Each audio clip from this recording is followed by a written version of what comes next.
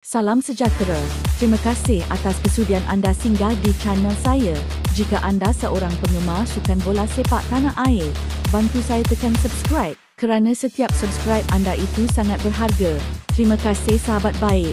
Satu demi satu barisan kejurulatihan dan pemain Sabah meninggalkan pasukan berakhirnya musim 2024/25. De Renos berjaya mengekalkan pencapaian cemerlang apabila menamatkan saingan Liga Super di tangga ketiga buat musim ketiga berturut-turut. Perjuangan hebat pasukan di bawah Bayu itu bagaimanapun disulami dengan beberapa perpisahan besar, bermula dengan pemergian penyerang Ramon Mercado yang berhijrah ke Azerbaijan. Sabah terus berdepan cabaran hebat selepas Ketua Jurulatih, Datuk Ong Kim Swee, memilih untuk membawa haluan baharudan ke Indonesia untuk menyertai Persis Solo. Sungguh pun menamatkan musim dengan cemerlang di bawah kendalian Martin Stano, Sabah tetap perlu mengucapkan selamat tinggal kepada beberapa pemain. Tonggak lincah Indonesia, Sadil Ramdhani juga telah mengucapkan salam perpisahan selepas hampir 4 tahun bersama termasuklah Kapten Park Tae-soo. Sabah dijangka dibarisi beberapa tonggak baharu dalam misi berjuang untuk saingan Liga Super musim hadapan.